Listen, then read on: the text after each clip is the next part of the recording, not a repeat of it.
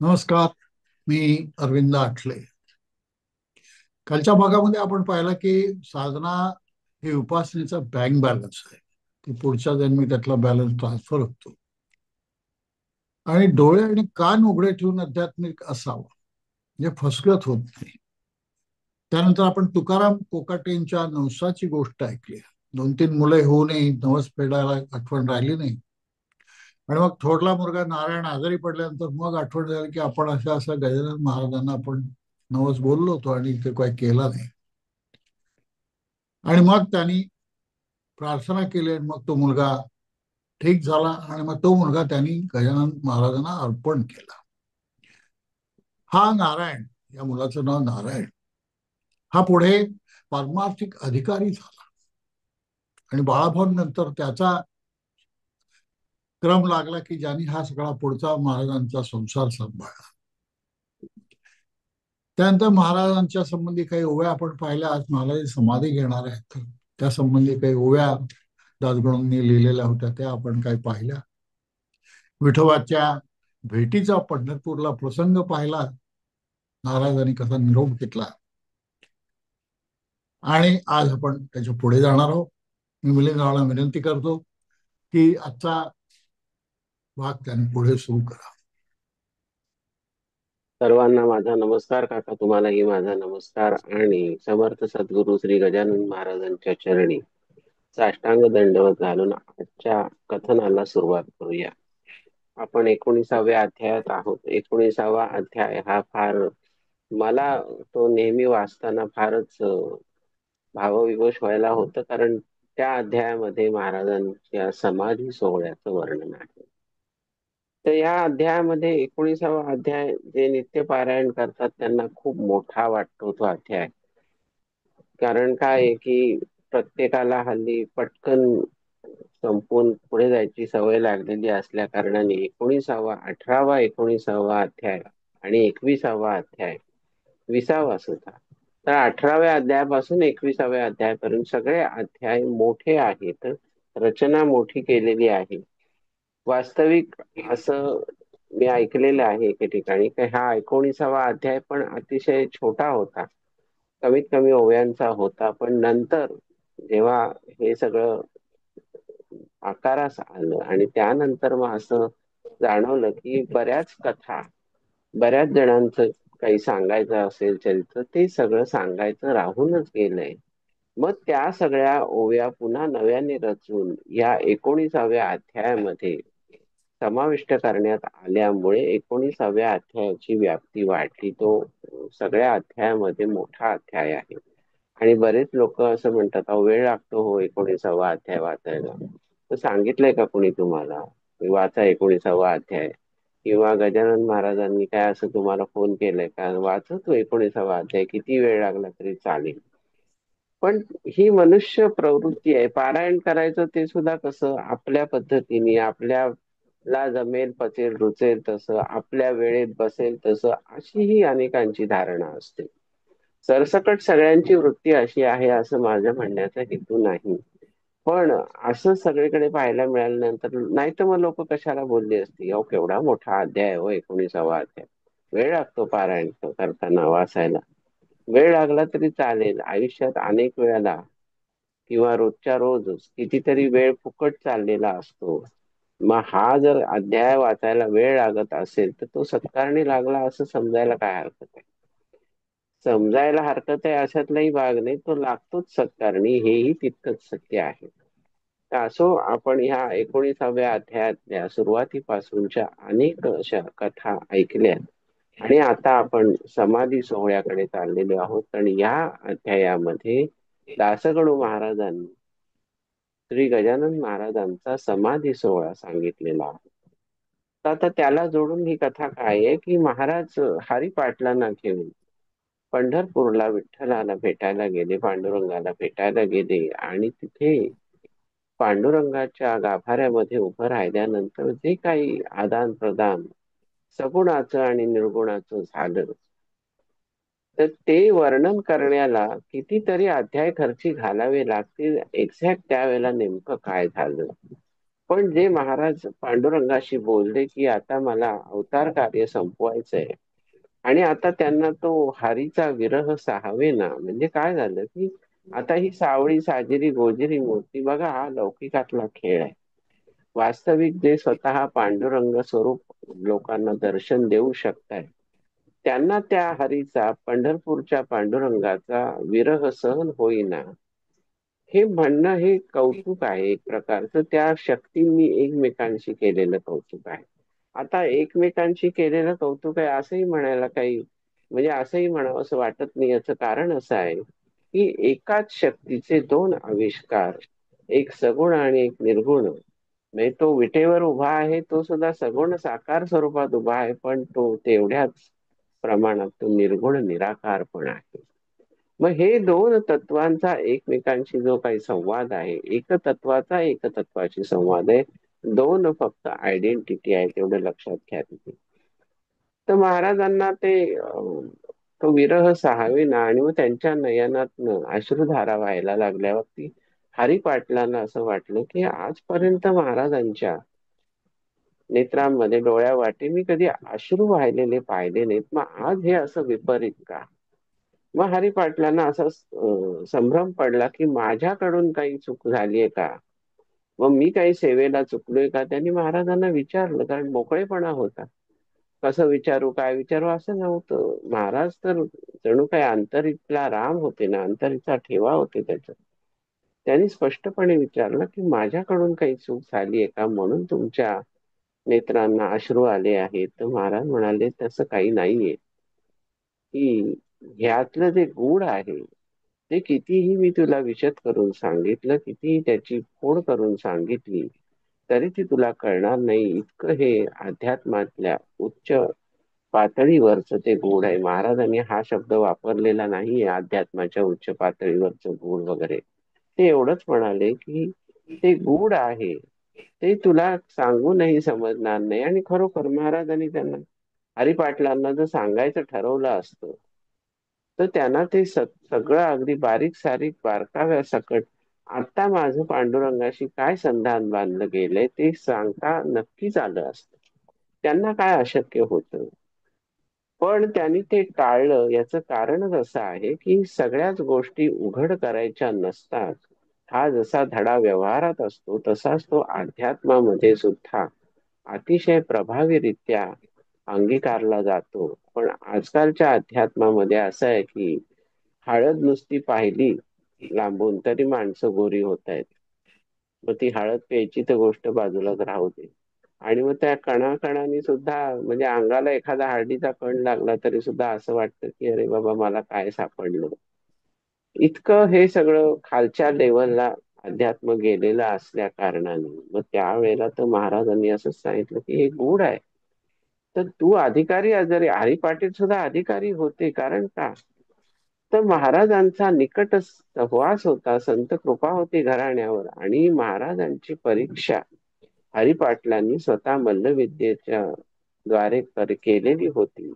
महाराजांचं भजन लागलं होतं, त्यांना पिसं लागलं होतं महाराजांचं, ते भजत होते महाराजांना.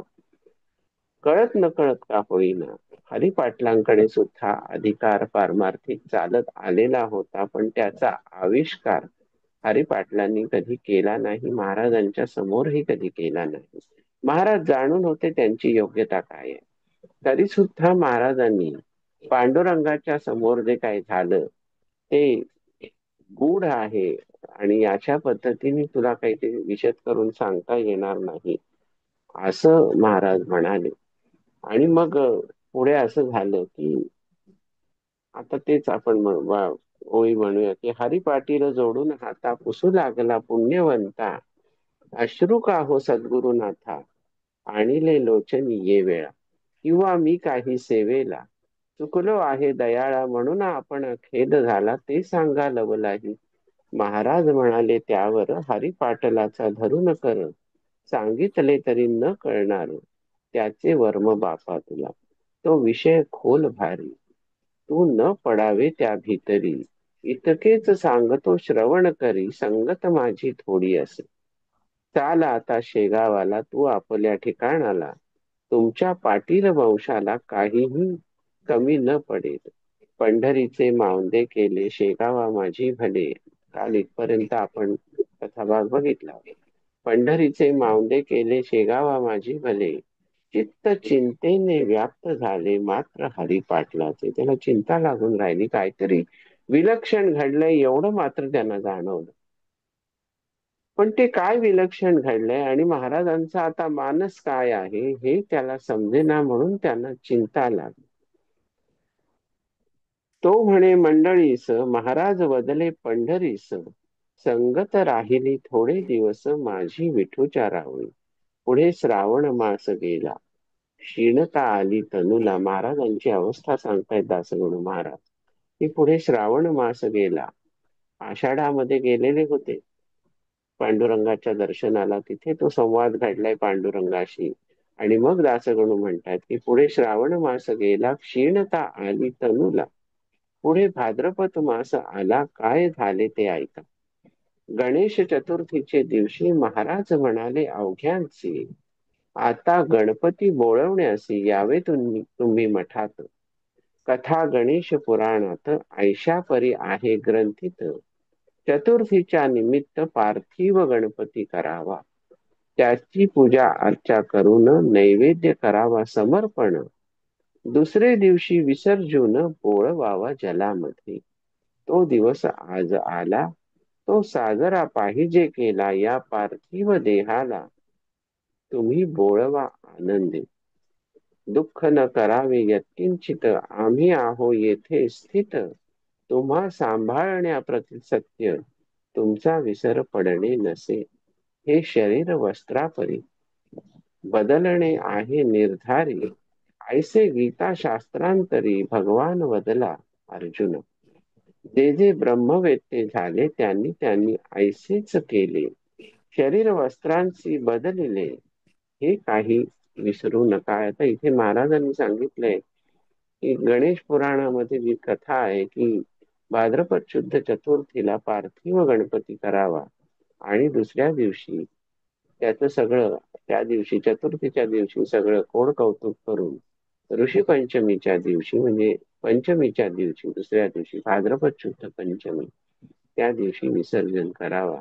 पूर्वीच्या काळी काय पद्धत होती, गणेश पुराणामध्ये काय सांगितलेले आहे की चतुर्थीच्या दिवशी नदीच्या किनाऱ्यावरती, तळ्याच्या किनाऱ्यावरती, तसं नसेल तर समुद्र किनाऱ्यावरती जावं.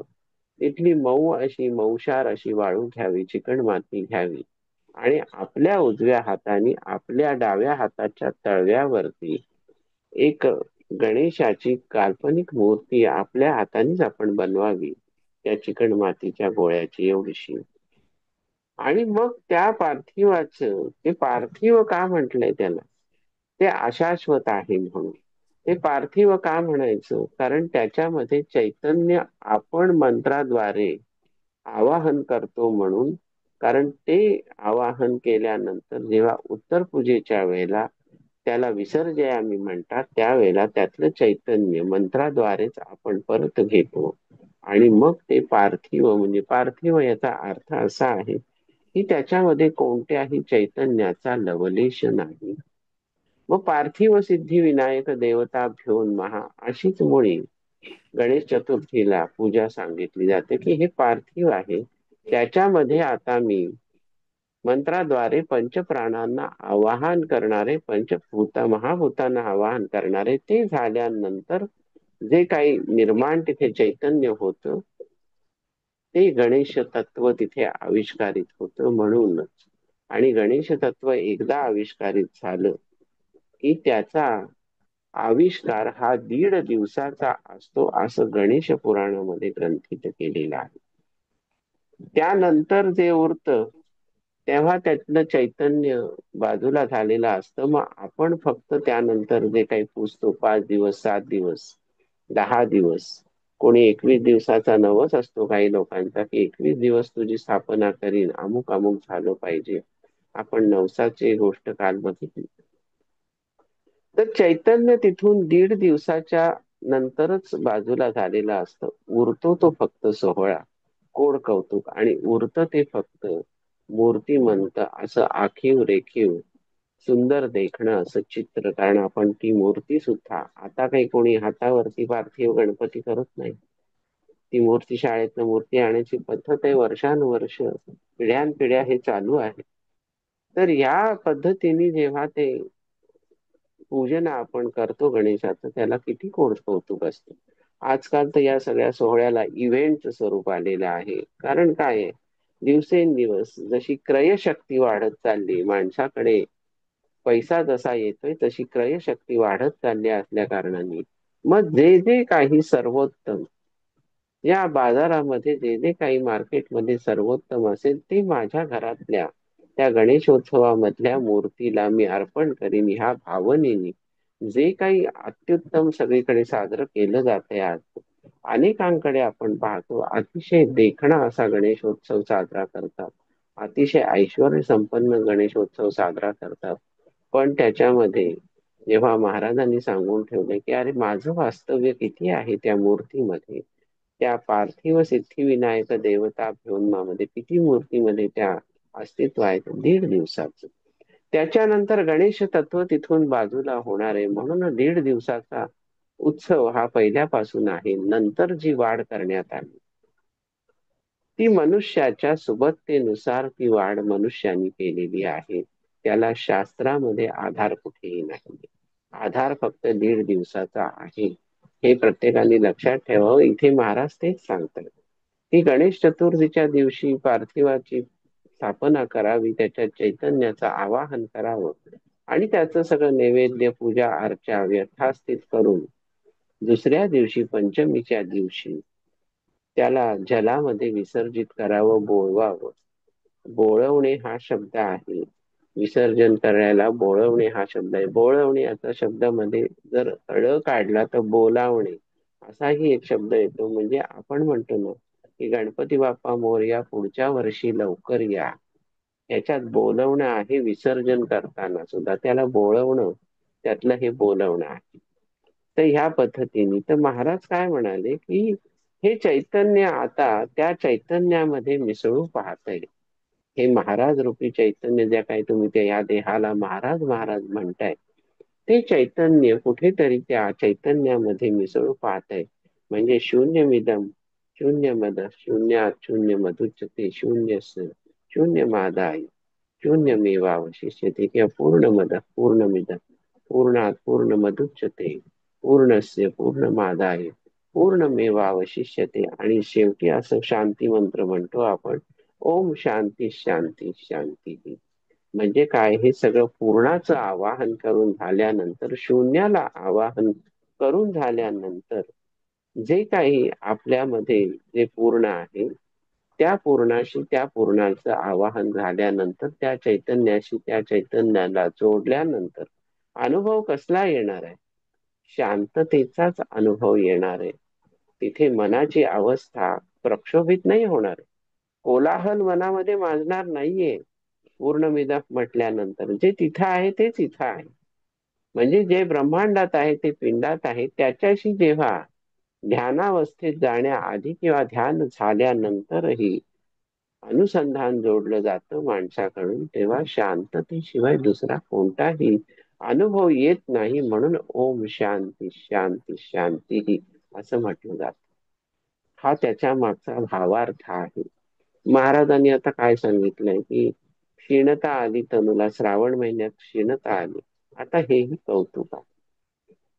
जो खराच योगेश्वर आहे, जो बली आहे, जो महाबली आहे, त्याच्या तनूला क्षीणता आली, कारण ती मानव देहाची खोळ पांघरलेली आहे. मी कुठूनही आलो नाही, कुठेही जाणार नाही, हम गया नाही जिंदा है. आम्ही जाणार आहोत पण जाणार पण नाही आहोत. या दोन गृहीतकातला अर्थ समजून घ्या की आम्ही आज जाणार आहोत पण आम्ही जाणार पण नाही आहोत. म्हणजे देहाची खोड टाकणार आहे, आत्मतत्व मात्र इथेच राहणार आहे. म्हणजे महाराज नेहमी म्हणायचे की तुम्ही देहाला पुजता पण आत्म्याला विसरता, हे बरोबर नाही. आत्मतत्व प्रत्येकाच्या आतलं जाणलं पाहिजे. म्हणून माझं असं म्हणणं आहे की 1 वर्षाच्या मुलाला सुद्धा नमस्कार करावा. कशासाठी करावा? मग तिथे तुमचा अहंकार येतो का, की मी 70 वर्षाचा आहे आणि 1 वर्षाच्या मुलाला नमस्कार कसा करू? अरे कशासाठी करायचंय? तर आत्मतत्वाला नमस्कार करायचा आहे. त्या मुलाच्या ठाई, त्या बालकाच्या ठाई ते आत्मतत्व आहे. त्याला नमस्कार करायचे. अनेक लोक असं म्हणतात की आम्ही कशाला त्यांना नमस्कार करायचा, ते आमच्यापेक्षा बरेच मोठे असले तरी सुद्धा त्यांची काय आहे हो? त्यांची व्यावहारिक लायकी काय? असं लोक पटकन म्हणून जातात. किंवा असं म्हणतात की मी सद्गुरूंशिवाय कोणाला नमस्कार करत नाही. चांगली गोष्ट आहे. सद्गुरूंना पण दिवसातनं किती वेळा नमस्कार करता तुम्ही? हा प्रश्न येतोच की. तर काही जण म्हणतात नाही हो, स्मरण मात्रे तेच नमस्कार आहे, तेच भजन आहे, तेच त्यांची आळवणी आहे, तीच त्यांची आरती आहे, तोच त्यांचा मंत्र आहे आणि तोच त्यांना दाखवलेला नैवेद्य आहे आणि तीच त्यांची षोडशोपचार केलेली पूजा आहे. असं लोक म्हणतात. आता हा वस्तादपणा झाला की प्रत्यक्षात काही करायचं नाही पण दाखवायचं असं की अरे आम्ही स्मरण मात्रे काही करू शकतो.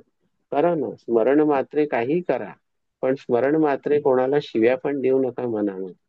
अशी पण गोष्ट आहे. म्हणजे मी एक उदाहरण असं पाहिलं की एकाने अनुभव सांगितलेला आहे की नर्मदा परिक्रमेत असताना ती व्यक्ती, त्यांना प्रचंड काहीतरी त्रास व्हायला लागला रस्ता शोधण्यासाठी. मग कुठेतरी धडपडले, कुठेतरी पडणं झालं, कुठेतरी काही मार्गच सापडेना, काट्या कुट्यात अडकले, दरदरीत अडकले. तेव्हा त्यांनी स्वभावानुसार नकळत, कळत नकळत नर्मदेला शिव्या घातल्या आणि त्या अक्षरशः अर्वाच्य इरसाल शिव्या नर्मदेला घातल्या. बघा केवढं धाडस आहे. आता हे स्वभाव आहे. स्वभावामध्ये जे काय आधीच आहे ते नर्मदेच्या तीरावर आल्यावर तरी कसं सुटणार? त्यांनी त्या शिव्या घातल्या आणि नंतर त्यांना ती वाट सापडली पण. नर्मदा मैया जितकी निष्ठुर होऊ शकते तितकीच त्याच पद्धतीने कनवाळू पण असू शकते, आहेच मुळी. तर त्या कनवाळूपणापायी तिने त्यांना त्या वाटेवरनं पुढच्या वाटेवरती सुखरूप जायचा मार्ग आपोआप दाखवला. ते काय तिथे प्रगट होऊन दाखवलेलं नाही. मग ते तिथून पुन्हा वाटचाल करत आले आणि एका महंतांच्या आश्रमामध्ये आल्यानंतर नमस्कार चमत्कार झाले. त्या महंतांना झालं सांगून वगैरे सगळं. ते महंत चटकन त्यांना म्हणाले की अहो, आईला कोणी शिव्या देतं का? आणि ते म्हणाले, म्हणजे तो माणूस चमकला. तर ते म्हणाले असं कसं? ते म्हणाले तुम्ही त्या वेळेला त्या काट्याकुट्यातनं दलदलीतनं जाताना मैयाला शिव्या घातल्यात की नाही? अगदी इरसाल अर्वाच्य शिव्या घातल्यात की नाही? तर तो म्हणला हो महाराज. तो म्हणे तुम्हाला कसं कळलं? तर म्हणे मला कसं कळलं, मी काय कोणी म्हणजे माझ्या काय कानामध्ये कोणी पिशाच्च येऊन सांगत नाही. मला नर्मदा मैयाने सांगितलं की तो येतोय, पण तो मला शिव्या घालून आलेला आहे तुझ्या आश्रमाला.